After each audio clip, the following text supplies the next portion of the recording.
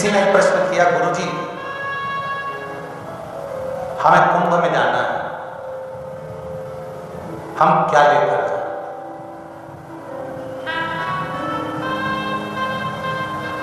हमें अगर कुंभ में जाना है, कुंभ में हमें पहुंचना है, तो हम क्या लेकर जाएं? हमारा निवेदन है, तुम कुंभ में जा रहे हो, कुछ लेकर जाओ, चाहे मत लेकर जाओ, पर अपना दिल लेकर जरूर जाना। मन लेकर जाओ। कुंभ में पहुंच गए और तीर्थ, मंदिर, कथा, सत्संग, कुंभ, ये जितनी भी जगह पर जाओ, तुम अपना मन लेकर जाओ, अपना दिल लेकर जाओ, अपना हृदय लेकर जाओ।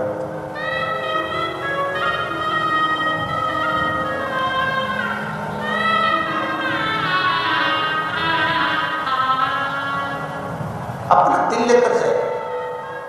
कुंभ तीर्थ में जा रहे हो तो अपना मन लेकर जाए, कथा में जा रहे हो तो अपना दिल लेकर, अपना मन लेकर जाए।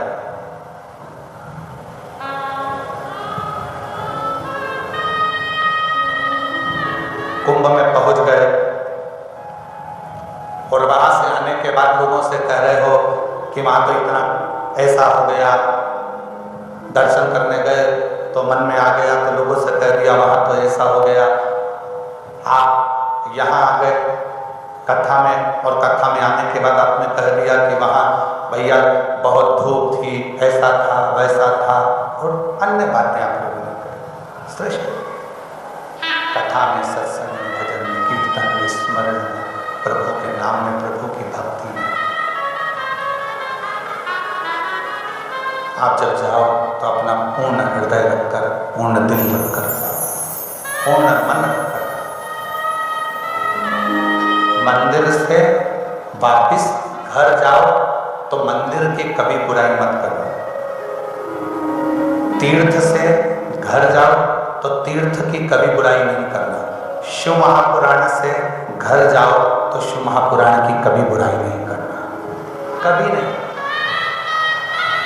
चौथा, इन तीन से भी बढ़कर एक चौथा स्थान है जहां की बुराई नहीं करी जाती।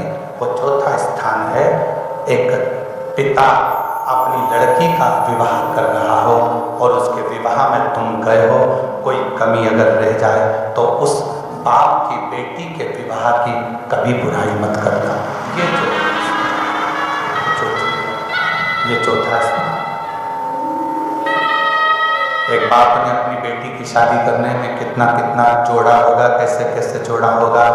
एक माँ ने अपनी बेटी की विदाई करने के लिए कमाया होगा, ये वही जानते हैं।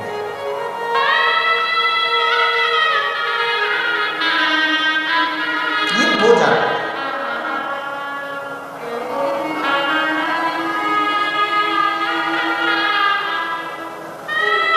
300 रुपए की एक भोजन की प्लेट बफे, 500 रुपए की एक बफेट की प्लेट भोजन की। वो भोजन की प्लेट 500 रुपए की प्लेट उठाई और 500 रुपए जुड़ गए। कैटरिंग वाले ने 300-500 रुपए जोड़ दिए, एक प्लेट उठी और जुड़ गई। अपने छोटे छोटे बच्चों को ये उपदेश दो कि एक प्लेट उठाने पर किसी गरीब के, उस बाप के बेटी के घर में 500 रुपए खत्म हो गए। तुमने 500 का लिफाफा दिया, 4 लोग चले गए, 4 प्लेट उठी, 2000 रुपए तो तुम्हारे वैसे ही खर्च हो गए उस पिता के। और लिफाफा तुम 500 रुपए का देकर आए, 1500 रुपए का तो उसको चूना लगा कर आ गए और कहा हम उसकी लड़की के घर की शादी में कन्यादान कर आए। हम बेटी की शादी में कन्यादान कर आए? नहीं, नहीं। एक बेटी की शादी में कन्यादान करने से भी ज्यादा बड़ा है कि किसी गरीबड़े की बेटी की शादी हो, वहां तुम प्रसन्न चित्त से खड़े होकर उस बाप को इतना कह दो कि तुम चिंता मत करो, मैं खड़ा हूं, शादी संभाल लूंगा, तुम अपना काम।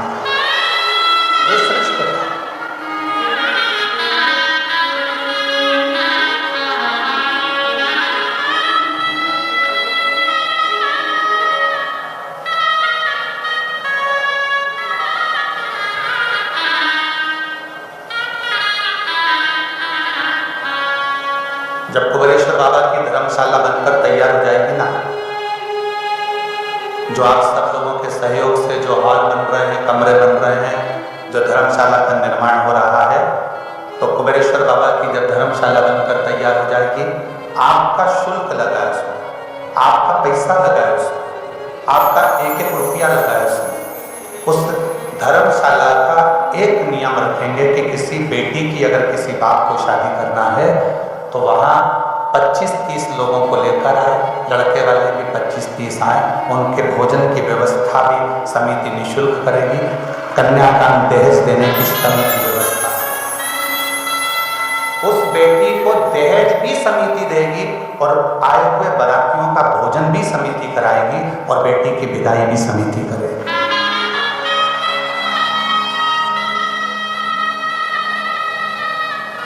और बाबा के धाम से अगर विवाह होगा तो आशीर्वाद तो मेरा कुबेर भंडारी ऐसा देकर भेजेगा कि उस बेटी की जिंदगी में कभी कमी नहीं आएगी। दहेज भी बाबा देगा, समिति देगी, 25 लड़के वाले 25 लड़की वाले आएंगे, आराम से शादी करेंगे और दहेज भी उनको देकर बाबा विदा करेगा और आशीर्वाद मेरा कुबेर भंडारी इतना देगा कि उसके जीवन में कभी लक्ष्मी की तो कमी आने वाली है।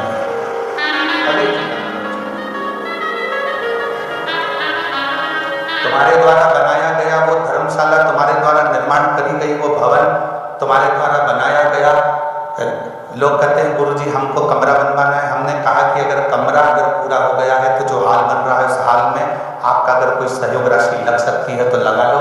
आने वाले समय में जब इतनी बेटियों की शादी उस धर्मशाला से आपकी छत के नीचे होगी तो शायद थोड़ा सा पुण्य आपके विभाग्य में आ जाए, थोड़ा सा।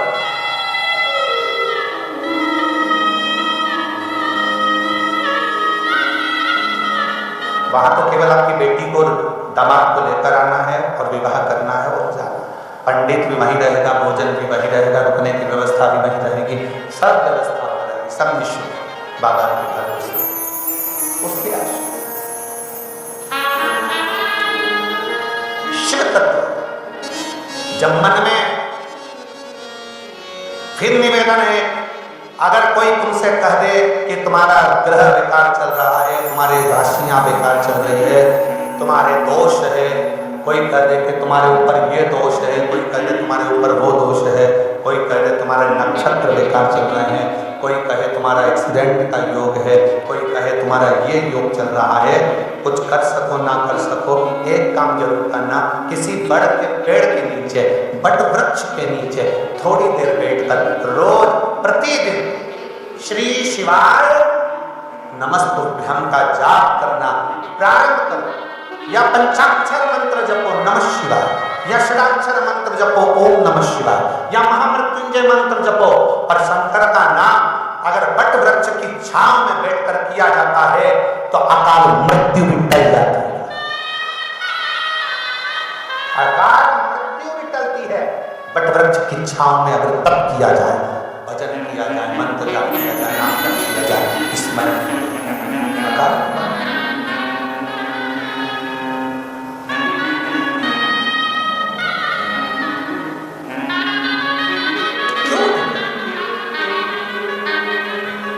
जब हम बट वृक्ष की छांव में बैठकर भगवान का भजन करते हैं तो शिव तत्व हमारे ऊपर कृपा करता ही है।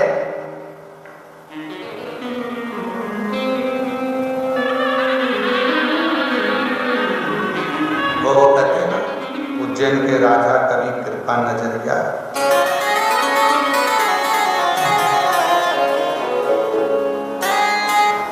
बट वृक्ष की छांव में जब तुम्हें लगे कि ग्रह बेकार चल रहे हो, कोई कष्ट आने वाला है, कोई दुख बहुत तेज आ गया, कोई तकलीफ ज्यादा आ गई, तो बड़ के पेड़ के नीचे बट वृक्ष की छांव में बैठकर श्री शिवाय नमस्तुभ्यं जपना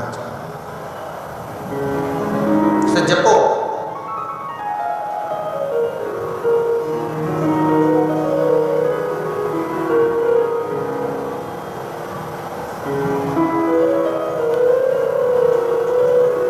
और वट वृक्ष की छांव में बैठकर जपा गया, भजन किया गया, जीवन का सुख प्रदान किया।